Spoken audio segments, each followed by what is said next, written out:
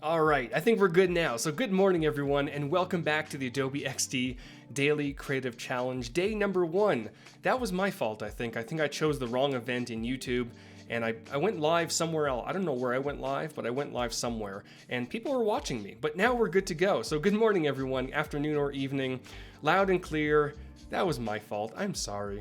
My name's Howard Pinsky. I'm Senior XD Evangelist here at Adobe, and it's never a live stream without some technical issues, but thank you, Paco, in the chat for saving me on that one. So, big good morning, afternoon, evening to anyone joining us.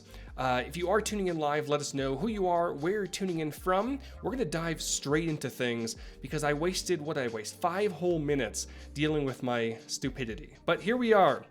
But a big hello to Cheryl and Jackie and Ryan and Stone and Richard and Alberto and Teria and Nyasha, Tim, of course Paco, Catherine, Brian, Pedro, and everyone else joining me. Let me know where you're tuning in from. So we are going to get things going with day number 1 of the Adobe XD Daily Creative Challenge. Hopefully the stream is looking fancy right now, and 1080p, of course. Yesterday, for some reason, I switched over to, it was the holiday break, and I'm still getting back into things, but now we're good. Now I'm gonna hop over to my screen, and we're just gonna get things going, because that's what we do over here. So, this is the Adobe XD Daily Creative Challenge landing page, and you go to behance.net/challenge/XD. Someone was asking about my keyboard. I believe I did fix it. I plugged it in. Imagine that. I was on Bluetooth on this keyboard, and I guess it was lagging, so things happen. So head over here, hit the big blue register button at the top. That way you can get notified when we release new challenges. We've got Courtney from Detroit and Dawn from Chicago. We've got Cassia from Berlin, Ryan from warm Michigan. Is it really warm over there? It's freezing where I am. Brian from Manhattan, not in New York, the other Manhattan. Teria from San Francisco. I'm going to be in San Francisco next week, actually. And Marina from Madison. All right, so let me explain what the deal is if you've never done this before. Each day you're going to receive a challenge, and today we're kicking off day number 1. You're going to join us in your community chat, which is powered by Discord. If I hop over here, here's Discord. We have 31,000 designers registered in Discord on our Adobe XD server, which is amazing, which is great.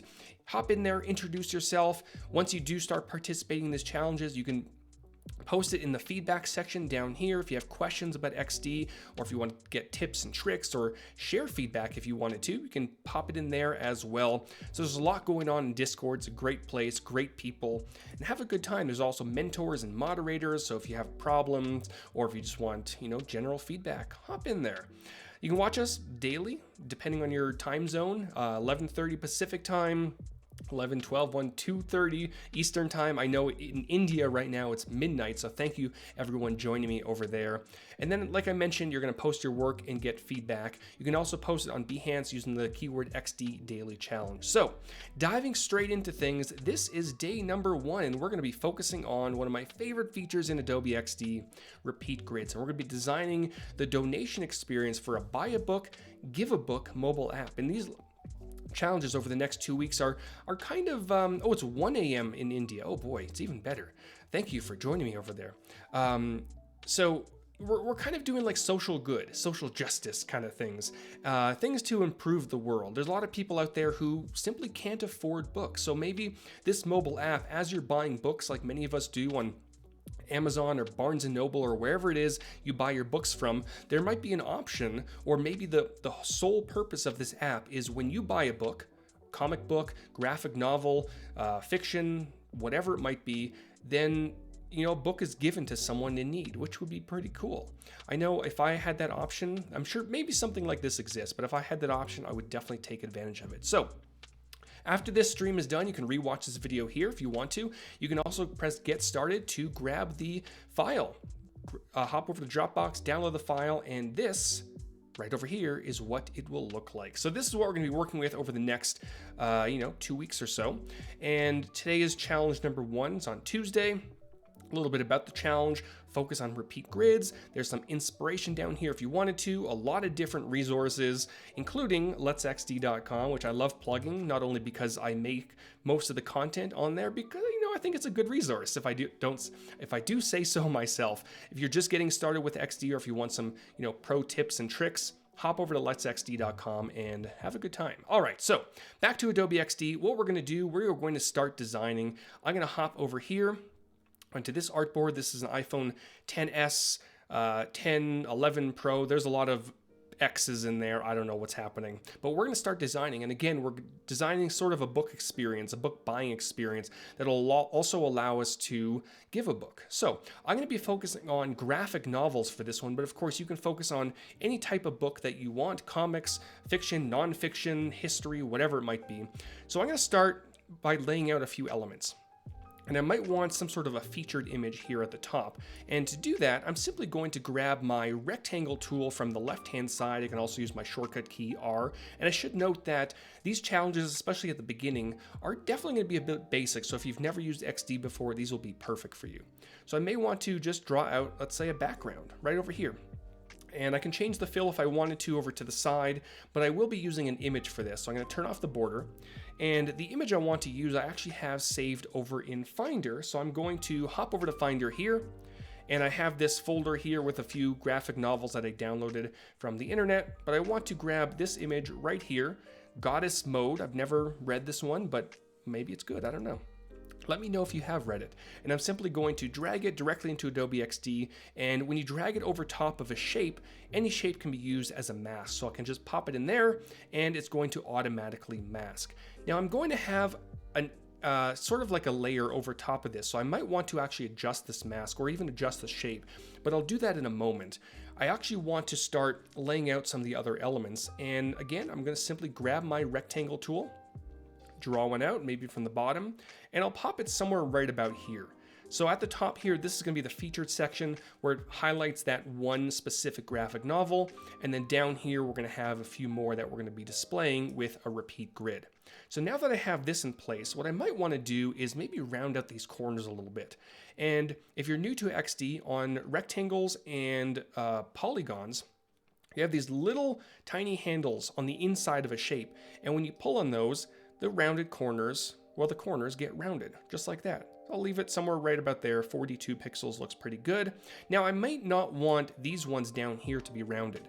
So over to the right in the Properties Inspector, I can either turn this guy on right over here, or what I can do is hold down Alt or Option and simply drag those corners back in just like that. And now I can double click on this mask, or I can just select the shape, move it up a little bit. That looks pretty good, just like that. And maybe double click one more time and just kind of move it around. I can adjust the shape, adjust the mask like this, pull this in just so it's focused right on that graphic, beautiful graphic right in the center. Perfect. So we have our featured graphic novel at the top. We've got this section at the bottom. We might also want some text as well. So let me very quickly grab, what text did I use? Okay, I'm going to grab my text tool, shortcut key T, and this will be Goddess Mode, just like that. And I might want to change my text to Caneda. That's the one. I can change some properties over to the right. Maybe make this a little bit smaller. You also have this little handle right at the bottom that allows you to make your text bigger or smaller, just like that. Perfect. And I'll pop it right about there. I can always revisit this and come back to it later, but I do want to get to the repeat grid stuff because that's where, that's where the good stuff and what we're focusing on today. So down here in this section, I may want to create a few entries for this graphic novel, right? So what I'm going to do, I'm going to zoom in here so we can all see, hey, Adrian from Albuquerque. I was just there not too long ago. I'm going to zoom in here so we can all see what we're doing. And I'm going to grab my rectangle. I'm going to start laying out the elements that are going to be part of each card within the repeat grid. So I might want a little bit of a shape for the book, just like that. I'll move it down here because we might also want some text up here. And I might also want some text that says, let's say, book name. Oops, I didn't change the text color. There we go. That's a little bit too large, so I'll grab that little handle again. Someone's asking, Josephine's asking, is narrowed fonts the trend now? I don't use it very often, but because it's a graphic novel, it's kind of futuristic, and it's, it kind of works in this situation, but I don't use narrow fonts very often. But in this case, I think it might work. So I'll put book name here, maybe below I'll have author. author. I can't spell. There we go. And maybe I don't want bold for this one. Maybe I'll go regular. Maybe I'll also turn down the opacity a little bit and maybe just make this a little bit smaller just like that. We don't want to go too small because then accessibility starts to play into things. We might also want either a description or a button or something like that. So I'll grab my rectangle one more time, make sure everything lines up. We'll drag out a little button. Maybe I'll make it a nice hot pink to kind of pull in some of the colors from that featured image at the top. That looks like a pretty good button, and it should play well with accessibility as well. And then inside this button, we may want our call to action. So in this case, it's going to be buy and, whoops, that's not and. Where's the and? There it is. Buy and give. And we'll change this color to white. And because this is a button we want people to click on, we'll change this to bold. Is bold too much? Maybe medium? Maybe medium. Medium might work. And I'll just make sure everything is centered. Perfect. All right, so that's looking pretty good. Of course, we could go ahead and group these things, or later on in our challenges, we'll probably turn these into components, but we'll get to that at some point, and I'll just name this button. Perfect. I'm just gonna move these things up a little bit, and of course, you probably would have a description somewhere in here as well, but for now, we're just gonna leave things as they are. Maybe I'll change this color just so we can see what we're working with. And there we go. So we've got basically the first card of our repeat grid, but of course we might want a few of them. So this is what we're going to do. This is how to create a repeat grid if you've never used this before. You're going to start by selecting all the elements that you want included within the repeat grid. So in this case, we've got the image for the graphic novel, and I'm just holding down my shift key and I'm clicking on the book name, the author, and also the button group as well. You can also select those layers within your layers panel over to the left. And once you have all those elements selected, you're going to head over to the right and you're going to simply press the repeat grid button. You can also use the Command or Control R shortcut. Boop, there we go. And now we have a repeat grid. And you can notice we have a little handle over to the right and we have a handle at the bottom. And this will allow us, let me move this up. This will allow us to just pull out some down. Now, one thing I probably want to mention, especially if you're working with elements like this, let me backtrack just a second. I'm catching myself, is if you're working with titles that may be a little bit smaller or a little bit longer than this one in particular, what I would suggest is to actually convert this from a point text to an area text. And you can do that right over here to the right. You can simply press on this, and then I would just drag this out a little bit. And that'll just give the repeat grid a little bit more breathing room so that when you do start altering some of those text layers, the text won't get cut off. So with that done, I'm gonna go back and select all these elements one more time, repeat grid. I just want to press the repeat grid button one more time. And then drag, let's go for 5 of them going down. There we go. That looks pretty good. So now that we have 5 different cards going down, very quickly, we were able to create some of these things. We can adjust the padding. Let's go for, let's say, 24 pixels in between. But of course, we need some content. We need some images. We need some text, right? And you could just, manually go through and update the text layers and add some images in. But if I hop over to Finder, we do have, it looks like I have 4. So let me go back and just drag this up a little bit. Oh wait, no, I had it. 1, 2, 3, 4. I can't count today. We do have some images here. I can just drag all these images directly into my repeat grid just like that. It populates it really nicely. Doesn't matter if you have 1 image or 500 images, they just pop in really nicely. But it also works with text files. So I have these plain text documents over here with titles and also some authors, or in this case, the publishing company. And I can just drag these directly onto the names of the text layers. I can do the same thing for authors, and there we go. And it just populates it. And of course, it goes alphabetically, it goes in order of the text file, right? So it goes 1, 2, 3, 4, 5, and the images go numerical and alphabetical order as you're dragging them in. So it's good to know. So now that we've got our comics in here, one thing we might want to do is have this whole thing scrollable, right? So there's a few things that I want to showcase when talking about scrollable areas, right?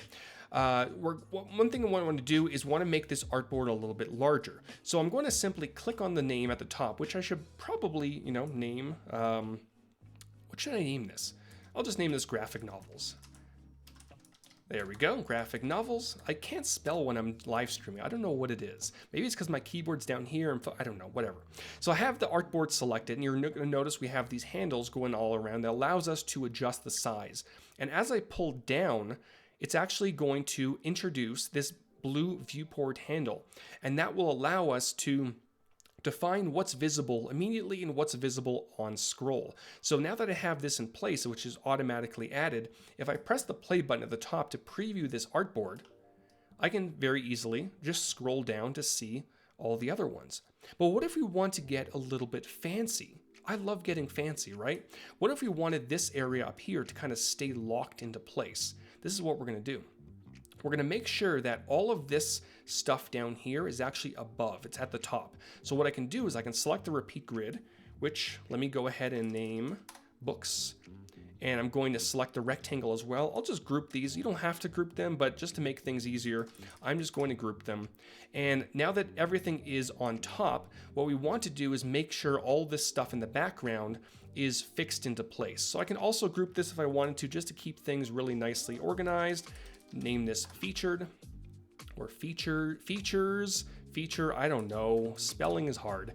And then with that in place, I'm gonna hop into prototype mode, which you'll find the fixed position when scrolling checkbox. And when you press this, essentially when you scroll down an artboard, that group or that object or whatever you have selected will stay fixed into place. So now if I go ahead and press play to preview one more time, you're gonna notice that stays nicely into place in the background, almost like a parallax effect, sort of, but not really. But it gives you this really nice effect. And if you want to get really fancy, I don't know if you're all ready for this, but let me go ahead and make some changes to the background, right? I'm gonna just make sure that this kind of covers the entire thing, just like that. That looks pretty good. Perfect, that looks good. And what I might wanna do is select this background layer, this one right here.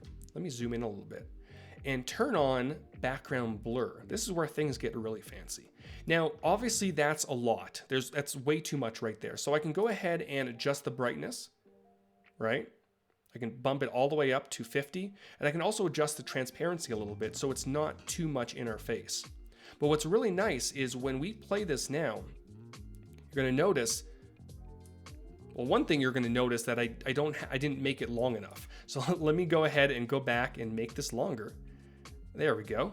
Now you're gonna notice that as I'm scrolling up, it's rendering in real time that background blur, which is really nice. And it gives that little, bounce effect at the bottom. It just kind of all looks kind of fancy. So let me go ahead before we wrap things up.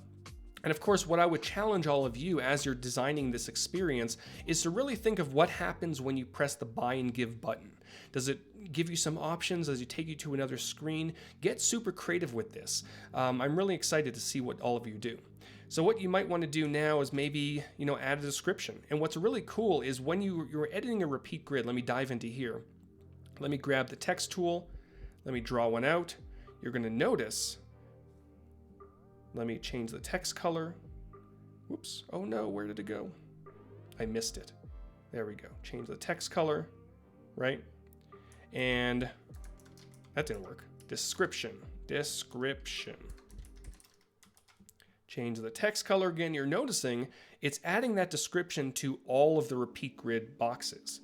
So you don't have to go through and do it manually every single time. Let me change this to regular, right? Make it a little bit smaller. We've got our description there. I might want to move it up a touch. There we go. And just for the sake of filling things out a little bit, what I can do is I can go to my plugins, and we're going to get into plugins at some point in the challenge, but I'm going to go to my Lorem Ipsum plugin. I'm not a big fan of Lorem Ipsum, but it's going to work for this. And there we go. Oh, I probably should change this. There we go. Bam, we've got our little description. And now things are kind of filling out just a little bit. And as I make changes to this, it changes across the entire repeat grid. So there we go. There would probably be a few more things I would add. I would probably add a button up here at the top where this graphic novel feature, this featured graphic novel is. But you know what? Things are looking pretty good. The text is probably a little bit too small, so I'd probably bump that up a touch, make some changes. It's, for 20 minutes or so, minus technical difficulties, it's not too bad. But hopefully this gives you a little bit of inspiration on what you can do as you're tackling this first challenge to buy a book and give a book. Definitely post your work in Discord, and let me hop back over to my face, post it in Discord, post it on Behance using the keyword XD Daily Challenge, and I will be back tomorrow with day number 2 of the challenges. And thanks so much for watching, everyone, and bearing with my technical difficulties. I'll see you all tomorrow.